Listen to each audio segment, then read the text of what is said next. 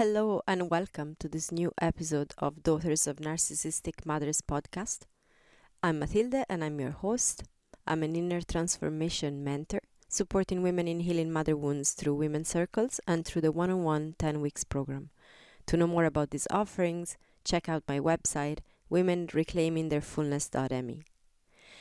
Now today, I want to share with you an experience I've had, so a personal experience, to speak to how deeply the impact that a narcissistic mother can have in our life, how deep it can go. So I want to start by asking you, do you ever wonder how much of your life has actually been impacted by your narcissistic mother? How much of who you are is truly you and how much is because of her? Have you ever asked yourself that? Did you discover maternal narcissism and trauma work only to realize your childhood has impacted everything in your life? Are you beginning to realize that? But how deep does this all go? Is there an end to this inner work? I get these last two questions quite a bit from clients and also from you listeners when you're sending me emails. And I have to admit that I have asked myself the same from time to time. And if I am being fully honest, I have asked myself if there's an end to this work in extreme frustration. Going through like some waves of really deep emotions and feeling really horrible maybe, or feeling very frustrated and be like, is there an end to this? Like, do I have to do this for how long? So if you've been there, if you felt this way, I really truly get it. I have been there. So today, as I said, I want to share with you a personal experience I had just short of 2 weeks ago.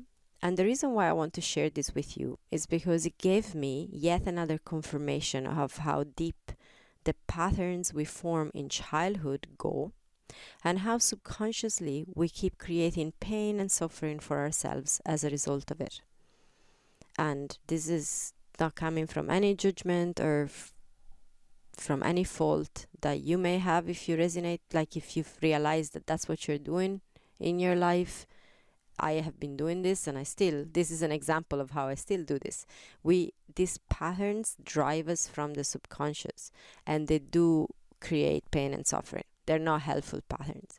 They have been helpful at times in our childhood when we had no choice and when we had no tools. But now they're not actually helpful anymore. Pretty much 99.9% of the times. So to get to what happened, with my husband and daughters, we went to Dublin to see Lindsey Stirling in concert. I don't know if you're familiar with her music. If you're not, definitely go check it out, as her music is truly amazing and her message is very, very inspiring. That aside, two things happened me at the concert that I want to share with you as real examples of how experiences we have in childhood as daughters of narcissistic mothers get locked in, and then patterns start which last a lifetime if we don't become aware of them. So the first thing was upon arriving at the theater. We lingered in the hall outside the auditorium to get snacks and t-shirts, so nothing unusual about that, right? That's what everyone does when they're going to a concert. But the more we stayed there, and we were there in good time. So we had plenty of time to do that. It's a spacious place, so it wasn't overly crowded or anything like that. So it was all like really, really good and well organized. But the more we stayed there, the more anxious I got. Apparently for no reason. I didn't want to be separated from my husband and my daughters. I felt really upset and anxious if they decided, I want to go and get a snack here, or I want to go and get this other thing there. And I really felt very anxious if my husband would say, you guys stay here for a minute at this table and I'm just going to go and see if I can get a drink or whatever. So all of that was making me progressively more anxious, and I really had to breathe into it to try and keep myself grounded. I do have the tools. I can navigate the wave, but what surprised me was that I got so overly anxious in a situation that actually was really, really okay. And this has happened to me before, mainly actually in airports or in other situations where there's some sort of time pressure. Because there was a time pressure, we had to get into the auditorium by a certain time. So, like there were like the ladies that were organizing the thing were calling, saying, okay, like in 10 minutes you have to be in and stuff like that. And so this has happened to me before, and for years I've been labeled as the paranoid, anxious, overly reactive one who doesn't like busy places, who gets like that around people, who just can't handle a little bit of chaos, though it wasn't even a chaotic place. But like, those were the labels, and I actually fully believed these about myself for a very, very long time. And it has caused conflict in relationships, and I have been judged quite a lot on this, but I sort of felt like, okay, that's just the broken part of me, that's nothing I can do about this. And I believed in the labels until obviously the work of the past few years. I now know that all of these patterns originate somewhere, and that the dysregulation that follows can be navigated with tools. So I have this awareness now, but that doesn't mean that those things don't still happen and get triggered. So when we finally got seated in the actual auditorium, a memory came to me of when I was about 6 or 7. And at that point, we typically went on holidays via train with my grandmother. And that's what she often did, is what came back to me. And she would be putting myself and my sister, who is 5 years younger than me. So if I was 7, she was 2. Okay. She would put us on the train, and then she would go back off the train and go inside the station. Now that I was in Florence as a child in Italy, and Florence train station is quite a big station. So if you're leaving someone on a train and walking all the way back into the main building of the station, it's quite the trek. Okay. And so she would leave us there to go and get maybe herself a coffee or like to buy a magazine for the trip. And I had a watch on me, so I knew that maybe there were only like 10 minutes before the actual train would depart and leave the station. And I felt anxious. I felt so afraid as a kid that the train would start and that she'd be left behind, leaving us kids alone. Like she was the only adult that was with us at the time. And what came to me when I was sitting there waiting for the concert to start was the feeling was the exact same of what I had experienced just a few minutes previous.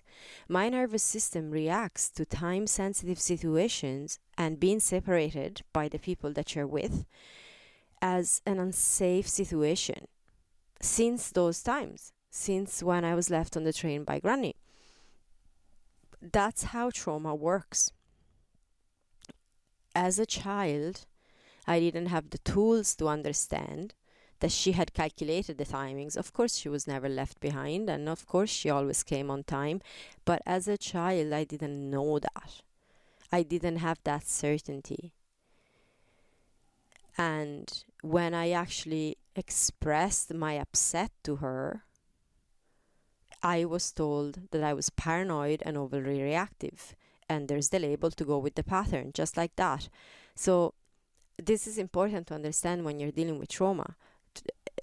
I said that before on this podcast, and this is what experts on this say all the time. Like Dr. Gabor Mate will repeat this over and over again. Trauma is not the experience, is how you've gone through the experience. So it's not being left on the train that is the actual traumatic experience necessarily, but it's like you're left without having any idea of what's going on. So the way the child me went through that was extremely traumatic for me. And then when I actually voiced that, that was another chance to make the experience not traumatic, because if someone just gives you understanding and then explains and then sort of gives you a hug and goes, okay, well, if that's what's happening, blah, blah, blah. That didn't happen. That was like, oh, shut up. Like, this is like, you're just being overreactive. This is nonsense. And that's it. So that's what happens. And then the system brings that up again, and it gets triggered again, and then all of a sudden you feel super dysregulated in a situation that rationally, so for other people that haven't been through the same things that you've been through, rationally there's no sense in your reaction. Your reaction is completely ridiculous when applied to the actual present current situation that you're in. And yet, it's a very real experience for you, isn't it? It was a very real experience for me, standing in that hall outside the auditorium, feeling like I was in danger, like my body felt an incredible sense of anxiety. And that is a real experience. So we're going to go through what we can do about this, of course, but it's just, this was really important for me to share. So how many labels have you got on yourself? Either placed by others or yourself even, as a result of what others said to you. And how often are those labels confirmed for you? Because that's the thing, when things like that happen and we're not aware of where the whole thing started, that's like confirmation. Oh, you see, I am actually a very anxious person. Oh, you see, I am actually paranoid, because there's no reason to be anxious right now, and yet I am. So it must be true that I'm an overreactive, paranoid person. And it's not. There is actually a reason why all of this has started. None of those labels are actually you, and none of that is true about you. So what can you do when you become aware that all these labels that you believe to be true about yourself are the result of trauma and coping strategies from childhood?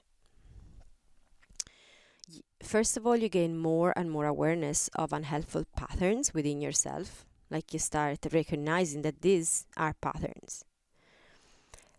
Second, you get to know that you're not broken or messed up. These aspects of you came from somewhere, and none of it is your fault. You're not inherently messed up. You're not messed up at all, actually. Those are just very natural reaction to a traumatic experience that happened long ago. Third, you can communicate better with people around you.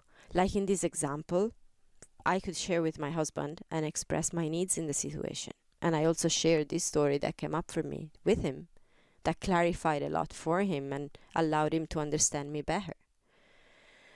And lastly, you can use tools of self-regulation to navigate a situation that may still remain challenging for you. You know, even with all the awareness, triggers can still happen, okay? And that's okay. That doesn't mean you're doing the work wrong. It can still happen. I have a lot of awareness of these things. I've been doing this work for years, and yet it still gets triggered, okay? There's layers to it, and it happens. But you can use the tools, because as a child you didn't have the choice, but now you have. As an adult you can face it, and you do have different tools now at your disposal. Now, a question that I get very often at this point is, oh, do I need to get the full memory of when a pattern started in order to heal it? And not necessarily. Once you have the awareness that unhelpful patterns have started somewhere in your childhood and are not inherently you, so you stop shaming yourself about it, you stop feeling like you're broken, that can actually be enough. The next time you feel dysregulated in a situation, you can use the tools you know work for you to gently support your system, like breath, for example. And the more you practice these tools daily, the more accessible they become for you. So you do that, and then you bring your body back to gently feeling regulated. So you navigate the wave. That's okay. You don't need to go back to the memory. Now, sometimes by doing that, memories do emerge, because in the safety of feeling more regulated, the body can allow to unlock these memories that have been locked in there. So that can happen, but it's not necessary. In the past, a situation like the concert would have had me feeling awful for the entire experience. So I would have had that triggering experience at the beginning, and it would have lingered for the whole duration of the whole thing. Maybe I would have been fighting with my husband because he maybe left me to go get like a bottle of water or whatever, and then giving out to my girls for wanting to go and see things or do things. And I would have been upset all the way after too. So it would have been a very long, upset experience. With the tools I practice all the time, this was a very simple situation ultimately. It was intense in the moment. Yes, I got triggered and stuff, but it was just very short-lived. I was able to go through the waves and speak it to my family and have a great experience, all in the space of a few minutes. So that's the difference. The more you practice, and I know we touched on this with Janique on the podcast of the special episode last week. So if you haven't listened to that episode, you can go back and listen to that. I'll put the link in the description of this episode, where you can go through intense waves, but when you can practice the tools, then you can bring yourself back relatively quickly. The more you practice, it's a training, so it doesn't just happen overnight. It is a training, but that is available, and it's available for everyone that has the consistency and discipline to do this work. And that is what we work on in the women's circles and in the one-on-one all the time. Now, there's another experience of the same day that I want to share with you. And this is one I will remember for a long, long time. Now, that the one I just shared also was pretty, was a big insight for me, but this one here was like mind-blowing personally for me. So it all goes back to the concert still. Lindsey Stirling is a wonderful artist, and she expresses her creativity through words, music, dancing, incredible choreography. So I loved it. But I also cried my eyes out for a good portion of the concert. And I realized I was grieving my own perceived lack of creativity. My mother always told me how not creative I was. She'd say the Capricorns are, I'm a Capricorn by the way, so Capricorns are pragmatic. They're not creative. She told me this again and again and again. So please, if you are a Capricorn listening in out there, know that this isn't true. As in, yeah, we may have practical sides, but we can be incredibly creative. And the same goes for any other star sign. You can actually be anything you want to be. Those are labels. Okay? Labels. They can be intended to understand ourselves better. I don't have anything against astrology or any other system that allows you to understand yourself better, but when we use them as labels that limit us, that I've learned is not very helpful. Definitely has not been helpful for me. But all the same, aside from that, I believed this to be true for so long. As a child, I loved music and singing. I loved dancing. I loved painting and drawing, and I loved writing and crafting. I was very creative as a child. But my mother would say, you're only good at copying things, never at doing something new. Or you're unable to be creative and consistent, so you're just going to start something and then you're just going to leave it there. So I packed it all up. And I went down the paths of horses and personal healing because they were approved. Now, don't get me wrong, I love my horses. And I absolutely love the healing journey I've been on, as it has been absolutely necessary. And I love the work that I do now here with you as a result of my own inner work. So I don't look back on these things and go, I hated them. I actually love, there's aspects of these things that I love deeply. But also that was a journey, as I had to find my own spin on these things. And I did it in the past few years, because for a while I was only doing what my mother had told me I should do. She often defines herself as the pathfinder for people, declaring that the path she showed people was the only one right for them. And so she did the same for me. And after years of inner work and of releasing layers of limiting beliefs, I got to feel I can be creative. I actually got there. So this was not unrelated to the concert. It's been the work of years. But I did get to the point where I'm like, no, those were labels. I am actually able to be creative. And I allowed myself to write novels and to do other creative things. But there was still another layer. And it came out after the concert. So after all that crying and that when we were in the car on the way back, I was reflecting and it just came to me, my mother is actually not creative at all. And again, plenty of trauma there with her own mother. So I'm not saying that that's her by nature, but definitely whatever experience she's had in her own childhood didn't bring her to develop any creativity. And she has always said, like out loud, that she can't draw, or how bad she is at singing and dancing, and And that was a part of it. So like, she can't do these things. That's her perceived reality. And at the same time, as a child, what I've seen her doing has been completely put down and cut any relationship with anyone that succeeded at something that she wasn't good at. And that for me was like the biggest insight the other day.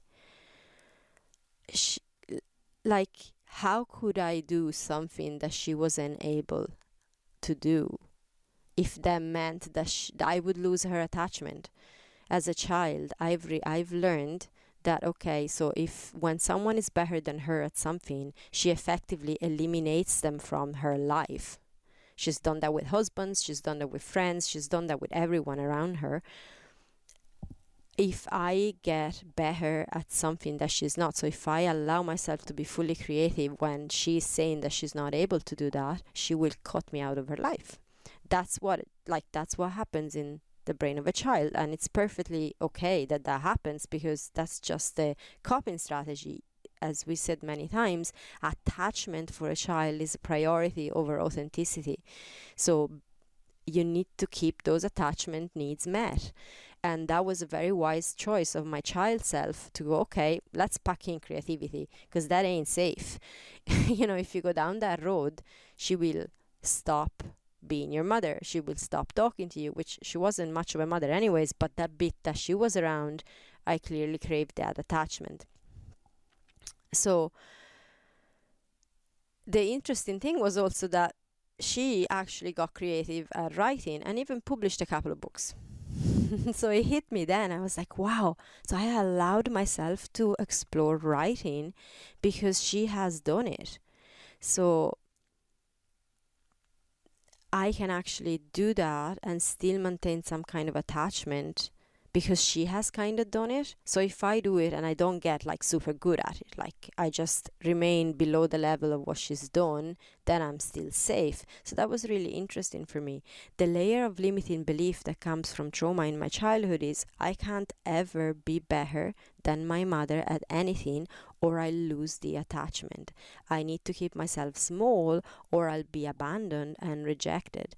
And how this is very interesting is that this has impacted everything in my life. I've had this pattern subconsciously, like below layers and layers and layers, in my love relationships, in every friendship I've had, in my work and work relationships, you name it. So this is all to say that the process of healing mother wounds from the trauma caused by various degrees of maternal narcissism that you may have experienced in your life is a process of releasing layers of beliefs that are not yours, of letting go of labels that have nothing to do with the real you, of unpacking trauma that is stored in the body that is not you.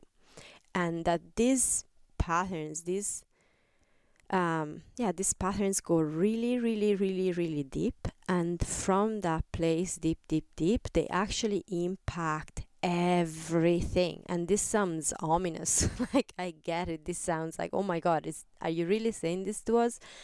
I am, because it's how it works. It's like they create a blueprint in your system that then is the lens and filter through which we see reality, and it gets confirmation all the time. It kind of wants confirmation all the time, so it's gonna get confirmation. So much like the experience in the hall of the auditorium, the pattern is to feel anxious because there's this like childhood trauma that if someone gets separated and there's a time sensitive thing, blah blah blah, then out of that pattern there's that dysregulation of anxiety, and then confirmation of the label comes, because every time that you are anxious, that I'm anxious or whatever in a situation like that, people tell me that I'm an anxious person. I keep telling them myself, and I keep confirming that label over and over and over. And the same with this, like I believed that there's no way to keep someone around you loving you or appreciating you if you allow yourself to shine fully. So if I went full on who I am, my authentic self, I'm gonna lose people around me. And so I always have to keep this like dampener on myself, and be less than what I would be, just to keep people around me happy and just to keep them. So you can see how that impacts everything. That actually has impacted the relationship with my children, even. It has impacted everything. Everything. And so this process that I just speak to of healing mother wounds, to go through the trauma and heal that and unpacking that and releasing layers of belief that are not yours and all of that, this is a lifetime journey, not a weekend retreat experience. And I would be lying to you if I said it any different. And this is not because you're broken and you need eternal fixing, but because you are beautiful. You're an amazing human being with so much expansion available ahead of you, and it needs this time to unfold. It needs this time to go through all the different layers. And also to expand, safety is needed. And that safety needs to be found within, gently regulating your nervous system, so retraining your nervous system to find that safety, which in turn allows you to move through layers of stuff that would otherwise hold you back. Why have these insights come to me now, like just a couple of weeks ago at the concert? Because there has been so much safety that I've brought into my nervous system through a lot of different tools, a lot of work. A lot of safety has come into my relationship with my husband, thankfully, with a lot of work that we've done together.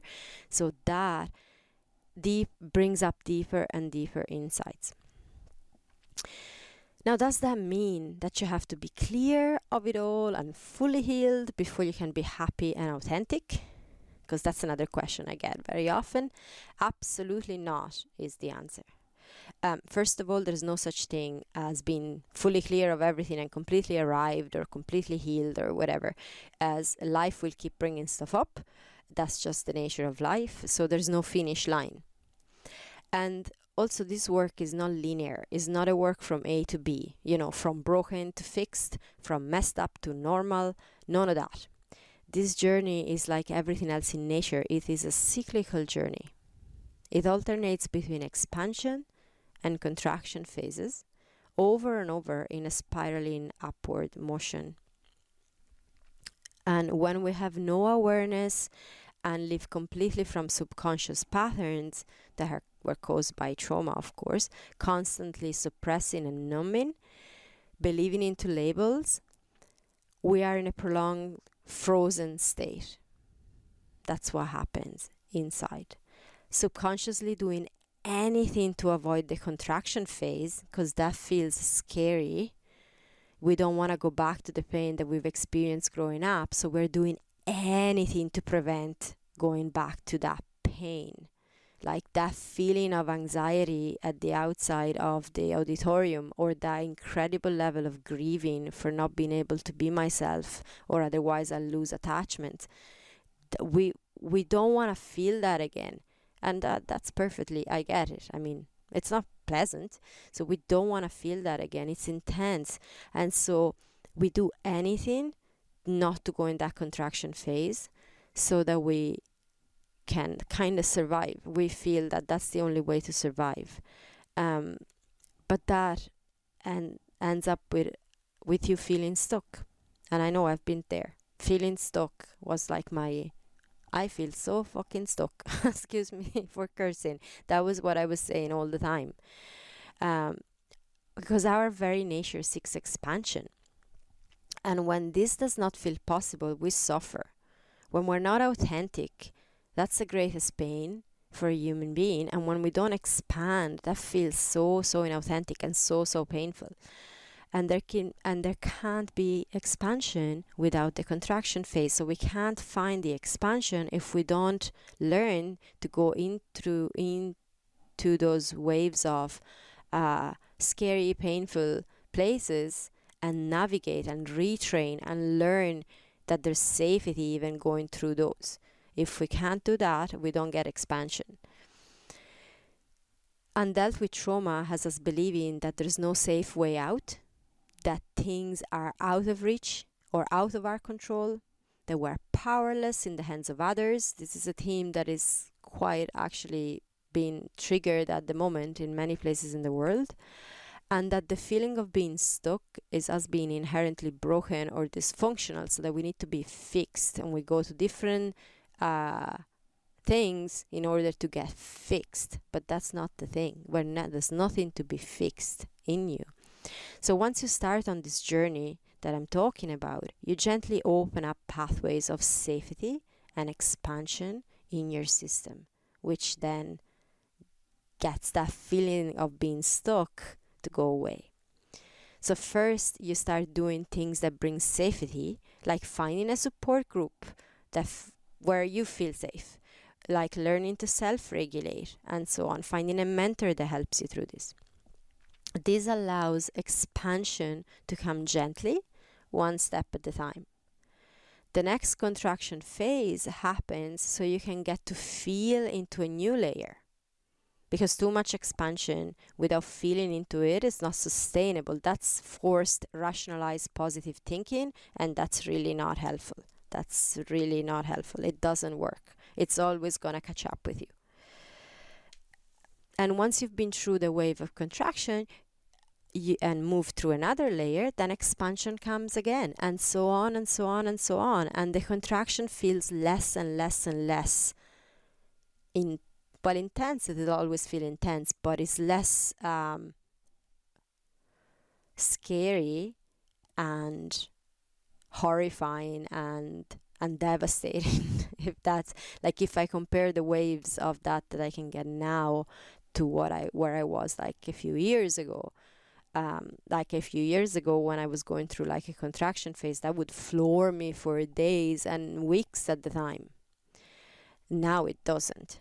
Now it's just, it can be even a couple of days, but not ever like down to the crazy levels of intensity that it used to be.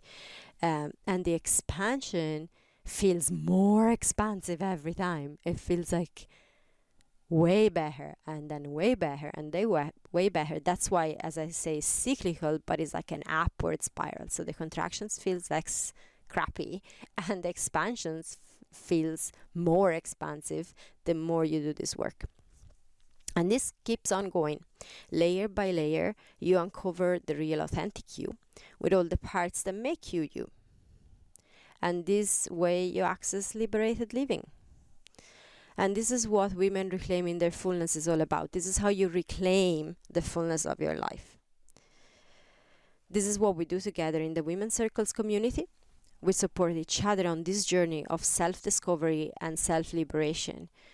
It is, yes, you can call it a healing journey, but it's ultimately like we've all been through some degree of trauma in our childhood. The society that we live in has kind of made sure of that. So whether your mother was highly, highly narcissistic, or maybe she just had like some aspects of her behavior that were narcissistic, there's a spectrum. Or maybe she was super well-intentioned and she still did things that caused some trauma. I don't think my grandmother, when she was bringing us on holidays, although she is a vulnerable narcissist, and I spoke to this, but she wasn't intending into traumatizing me and possibly my sister, I don't know, leaving us on the train, but that just happened anyways. So we've all been through some degree of trauma, and this work, these practices, these tools are really necessary to live the expansive, authentic life that we're meant to be living, that we're here to live. The life is meant to be